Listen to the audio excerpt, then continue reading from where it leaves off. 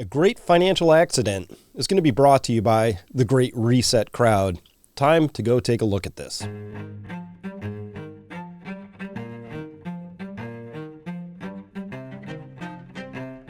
Hello everyone, Dr. Chris Martenson here, and listen, I got a special presentation for you today. What we're going to do is I'm going to show you out here on YouTube what I was showing to my subscribers over at Peak Prosperity in November of 2020. And this concerns the Great Reset crowd, aka the Davos crowd. Listen, I am not unsympathetic to what they're trying to achieve because I know as well as they do, as well as you should, that global oil supplies are tight and going to remain tight for a very long time, maybe permanently, that we have limited resources and unlimited demand and human desires, and that these have to be balanced out over the next few decades. So the what, I'm in agreement with, but not the how. Their how is very different from my how. My how is to educate you, help you understand what's going on so that you can make informed decisions on your own because I trust you. Their how is to lie, cheat, use all kinds of crises to get what they want, but they don't want to do one thing, which is break news to you honestly. Why? Because you'd probably get pissed off at them and realize that the they in this story, our so-called leaders, are actually the same people who got us into a really dark situation.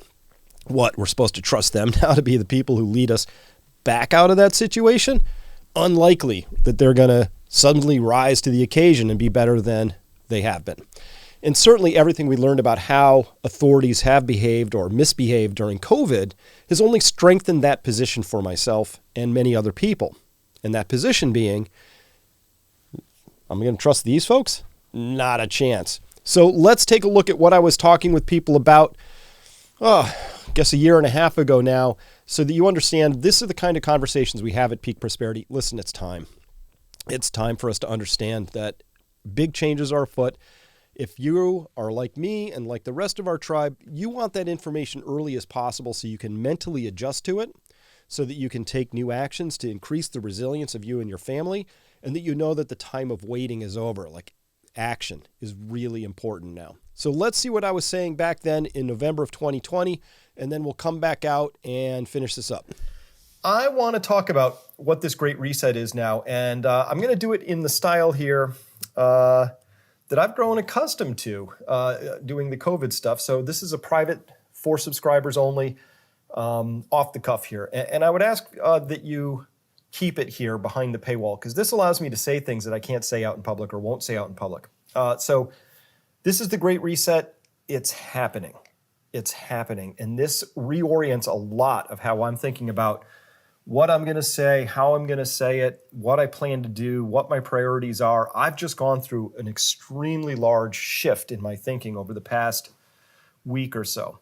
So let's start here. Let's start here. This is a piece that came out in 2016, I believe. Yeah. So this comes from the World Economic Forum. We'll get into that crowd in a minute. But that's the Davos crowd, right? These are the world's billionaires, leaders of companies, CEOs, big bankers. It's basically everybody who's everybody in this world of money and finance and commerce and corporations and all that. But here's what they put out a while ago in 2016. And I'm bringing this up because I think they just laid it out. They said, here's how they see the world. And here's how they see the world in 2030. And so they put this out in 2016, 14 years ago. Wow. Now we're only, slightly under 10 years, depending on how you count, to 2030. So, and I put three words to the side, which is assess, orient, and act. And it's not different than when you get caught in a riptide.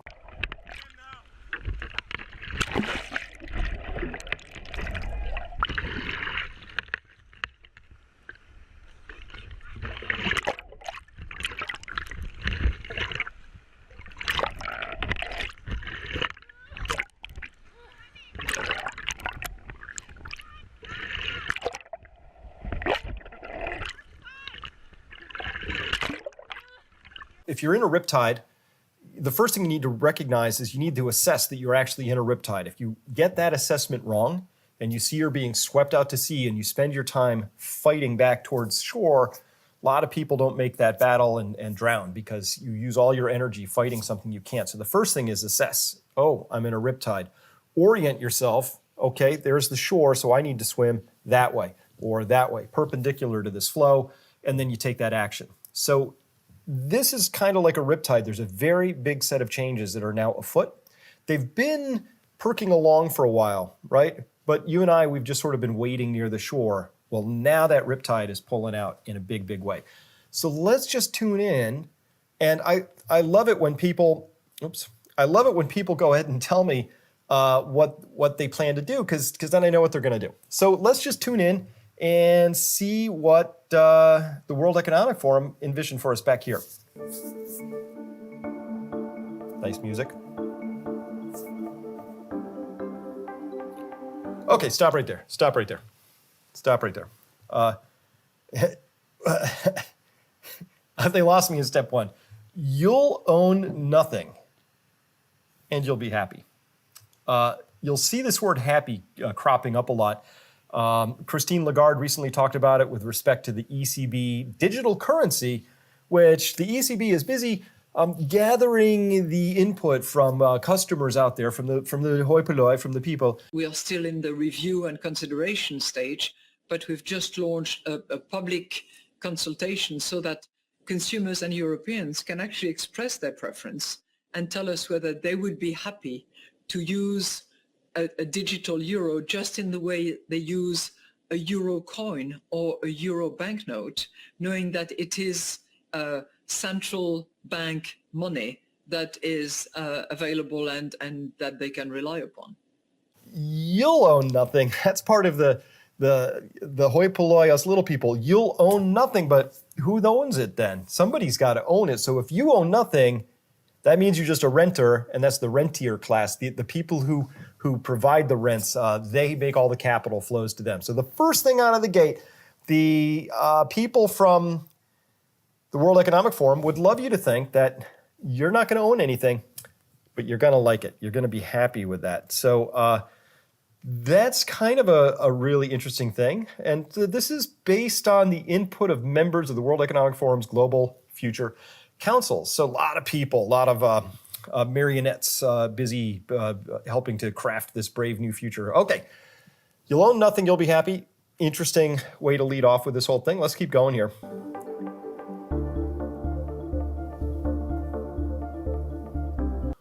Whatever you want, whatever you want, whatever you want, you'll rent. Think that through for a minute. Whatever you want, you'll rent. This is what they're envisioning.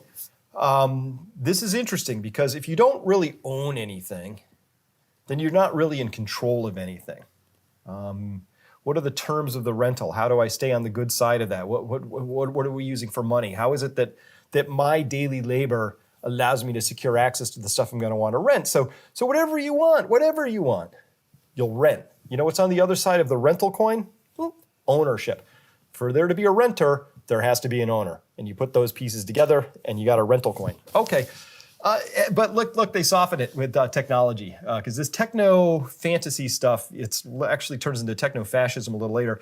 But they like to pull up this technology because somehow this is the magic salve. This is the bomb. This is the BALM, not BOMB, balm. That it's sort of the religion of the day, if you will. Okay, hey, but whatever you want, it'll be delivered by drone. Look, you don't even have to leave your house. This is going to be so awesome. You can just stay locked in there like a cow would stay locked in a stall. I don't know.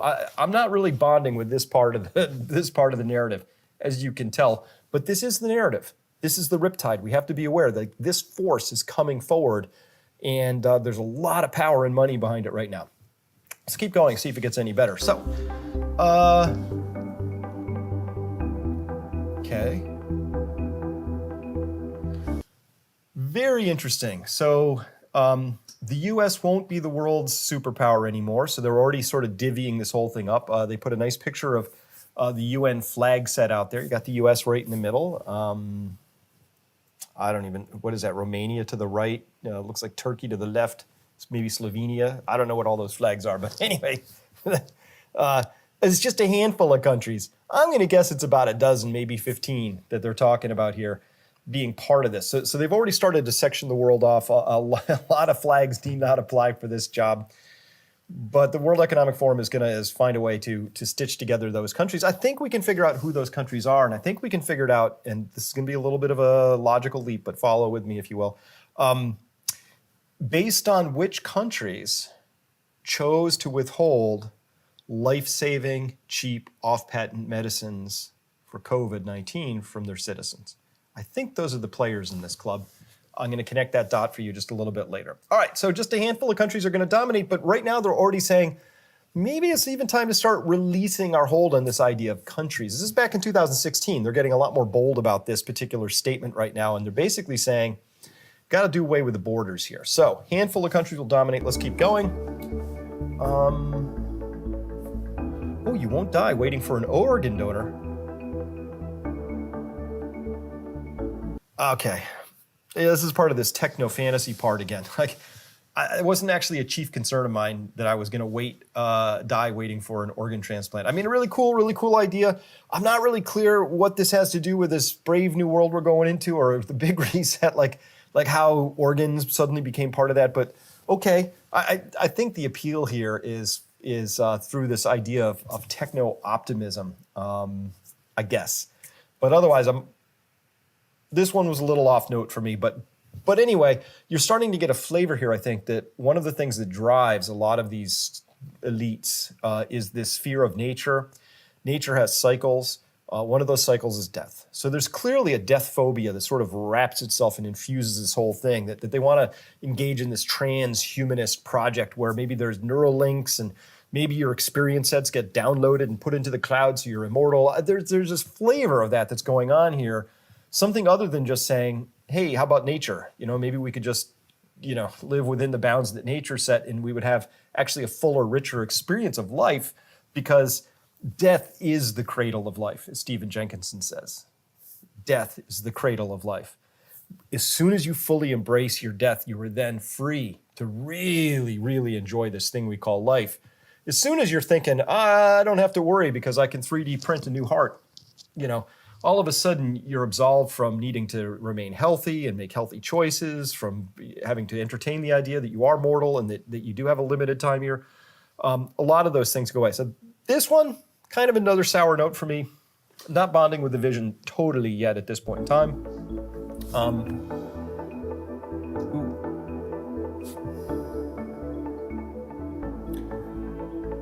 Hey, for the good of the environment and our health, you don't get to eat meat. I'm going to trust me.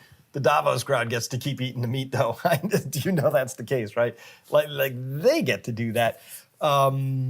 Pretty sure about that. And I'm not totally averse to this, because I know that the way in which we go about raising meat at sort of an industrial scale is not healthy. It's not sustainable. It's a lot of things. The so-called CAFO, C-A-F-O, that concentrated feedlot model where, we take all these steers and throw them in a feedlot and feed them corn, and it's not a good model. I get that. But is a lot of land that isn't really suited for much else besides herbivores. In fact, the land is benefiting from the herbivores coming in. And if you manage that well, you actually create more abundance, not less. But I get that. We wouldn't be able to raise as much meat. But still, it's kind of an interesting thing to lead off with here, is this idea that you're just going to get this occasional treat. But think of the control that's in here. Let's, if we back this up a tiny bit. Look, it's a very declarative statement that they come up with here, which says, you'll eat much less meat. You will, that's you'll, the contraction. You'll eat much less meat. You will eat much less meat, period. Right, and why? Well, let's think of the children, or the good of the health, our health and the environment. Okay, 1 billion people are going to be displaced by climate change. Oh, we'll have to do a better job at welcoming and integrating refugees. Now, this one actually has a much more subtle tone to it. So we've already seen places like in France, which is one of the main countries that's also on board with this sort of neoliberal, world improving sort of an idea. What we've seen is the refugees that have been coming out of North Africa, many of them economic refugees, many of them overpopulation refugees, a few of them war refugees, and a couple environmental refugees. But at any rate, they are coming in such large numbers that they are overwhelming the culture of France. And that's the more subtle part of this, which is that if you want or need people to accept a whole new paradigm, you want them to accept this idea of governing at the world level, that we need this big giant reset that we're all on board for. As I wrote, I get the need for that in many ways, because there's nowhere to go. There's no next continents. There's no, unless the Arctic melts and we can do one last little locusty scramble for whatever resources are locked under the ice. But beyond that, this is it. This is the story. We're out of planet. And so if you want to operate that as a world government and you want that to be sort of transnational, you can't really have this provincial idea of people holding on to the idea that they have a culture worth preserving. So you have to erode that right away. And plus, when you erode somebody's culture, it knocks out a lot of legs of their stool right away, and it makes them really wobbly and disoriented, which allows you to insert and install a lot of other things. So the way this works, the way I would be doing this, if I was them, and they are doing it this way, is you have to put people really off balance. You have to really inject a lot of fear into people. Once you've injected enough fear and you've created a lot of uncertainty and nobody knows what's happening, the people as a mass will generally beg for you to relieve that tension, to take all that trouble away. So if you want people to really adopt this new program, you kind of have to overwhelm their sense of cultural identity, their provincial patriotism, their sense that I am French and so therefore I'm different from a Brit. You kind of have to erode that. And one of the key ways to do that would be to swamp their culture. And so here they say, we, this is the royal we, mostly you, have to do a better job. So I guess we haven't been doing such a great job at welcoming and integrating refugees. Kind of a funny part, because the way Brussels has been doing their refugee job in Europe is they've pushed it to such a pace that it's impossible to integrate. I think if you had 100 units of culture, I don't think you could put more than 1 unit of refugees in on a yearly basis and have any hope of integrating them. You can't put 50 units in. There's no integration possible. The two systems clash. So the pace has been too fast for a long time. So we'll have to do a better job at welcoming and integrating refugees. So you can see they've been planning this and thinking about this for a long time. But this is a subtle one, because this is actually part of, if you want to install all new belief systems for people, you have to dismantle the old ones. And one of the ways you do that is you shock them. And one of the more shocking things you can do is you can dismantle their culture. It's an old story. I mean, this is what every colonial occupier ever did. This is what France did in Algeria. This is what the United States did to indigenous people and taking their children away and putting them in school and indoctrinating them in a different way. If you want to really obliterate a people as a concept, you got to do away with their culture, because they have all these habits and customs and things that make them feel a sense of identity. So this is a pretty important one right here. You can see the outlines of it. Has nothing to do with being welcoming and kind. It has everything to do with a larger sort of a story. And I get it. I get where they're going with this one. I understand it. But what they're saying on the surface is not what's actually happening. All right, let's carry on here with this amazing video. Polluters will have to pay to emit carbon dioxide. There will be a global price on carbon. This will help make fossil fuels history. Okay, they lose me on this one, because you see me put up this chart all the time that shows the contribution of fossil fuels to the overall energy mix on the planet. Now, unless there's something I don't know about here, in which case I'll have to really reorient my belief system if there is something I don't know about. And the only thing I don't know about is, do they have fusion reactors all worked out in the back? Is there some alien technology that we caught from some crashed UFO or something else, right? Is there something like that? Because if there isn't, we got what we got. Now, I happen to believe that the people who are putting this sort of stuff together, they know the same story. And if they know about some technology I don't know about, fine. But if they have the same data I have, they know that we are at past peak cheap oil, and that we are not going to be able to continue to run this exponentially more use of oil, because you can't do that. And plus, the net energy is coming down on that. So here's the thing we don't have. You know what we don't have? We do not have a single example, not one right now, of a alternative energy ecosystem that entirely funds itself. Here's what I mean.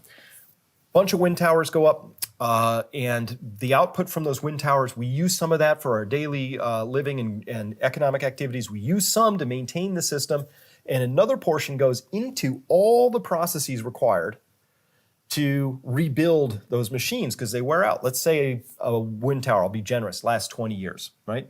Somewhere in that 20-year cycle with its own power, you would have to completely build a new one. So all the steel that's formed for that, the fancy polymers, like big fiberglass, carbon fiber blades, all the circuitry, the diodes, the control chips, the specialty alloys for the gearboxes, magnets.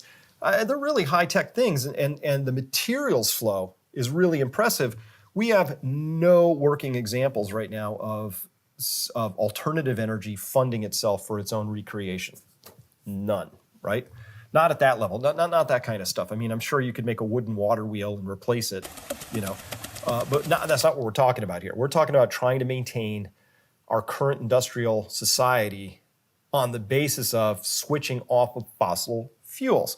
Okay, that currently is not possible, certainly not by 2030. But the other thing that's really contained in here, I like that this is the other subtle part, so let's decode this. There will be a global price on carbon.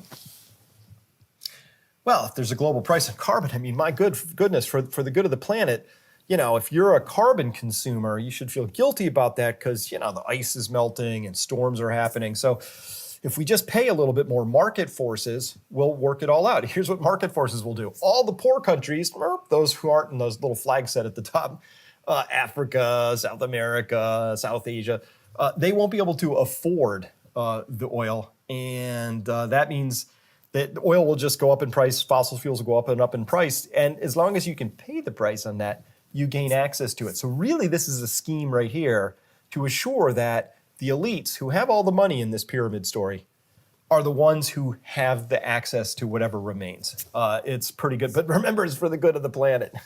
That's what it's. You can't make this stuff up, but I get it. I mean, this is pretty clever. You don't want to tell people that you want all of that oil for your private jets and your mega yachts because they get a little cranky about that when they're sitting there cold and not able to fuel their cars to get to work. Instead, you let them know that this is because we've all agreed that we have to protect the environment, so we put a global price on carbon because we're trying to make fossil fuels history. When the actual effect of that is you just make sure that fossil fuels become so expensive that only those who have a lot of money printed out of thin air, courtesy of the central banks, handed out to all their friends and neighbors, live next door to a central banker, I guess is what I just said. Because of that, they're the only ones who end up having access to what remains. So this is a way of enshrining that the richest countries get access to the little bit that remains, and also the richest people within those countries get access. That's how I interpret this little piece right here. Okay.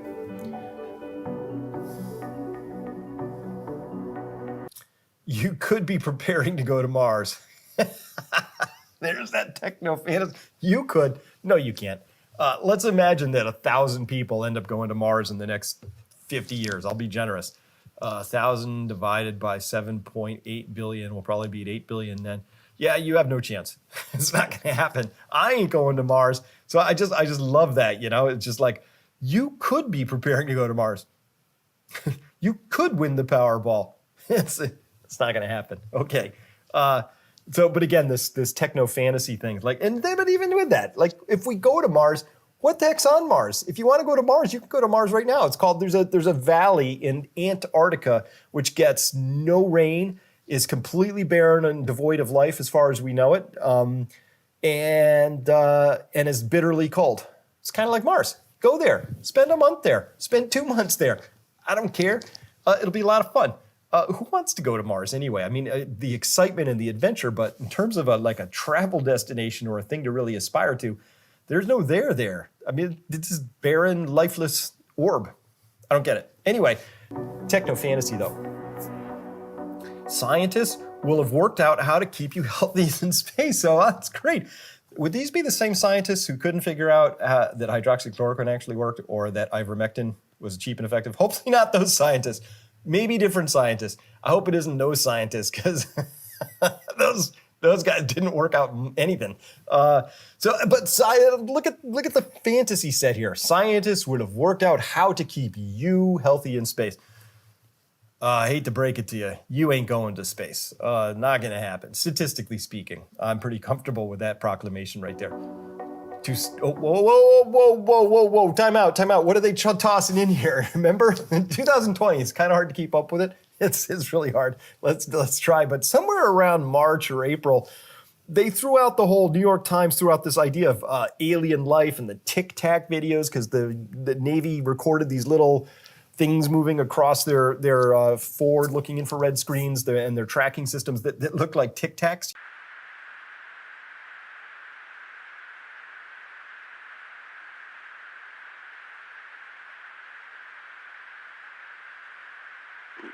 Nickel 6-1 Tango, Roger, oh, got it! Woohoo! Roger, there's troubleshooting. Are you box moving target? 02. No, I took an auto track. Oh, okay. Oh my gosh, dude. Wow, look at that, man. Look at it fly.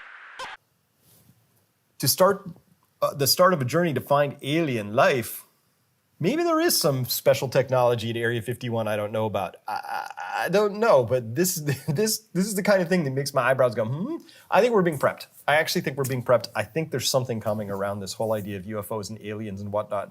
It's how it's starting to stack up because, like, I'm not really clear why this would get inserted in here. You know, so this idea that the World Economic Forum telling you that maybe you'll go to Mars and scientists will have worked out how to keep you healthy in space and that you might go on a search for alien life. Sounds exciting. At any rate, this is one of those little things that always makes one eyebrow, if I could lift it, it goes, you know. Keep your eye on this one. I'm not certain yet, but I think in the next 12 months we're going to have some sort of a reveal here. That's a guess, but we'll come back to that at some point. All right.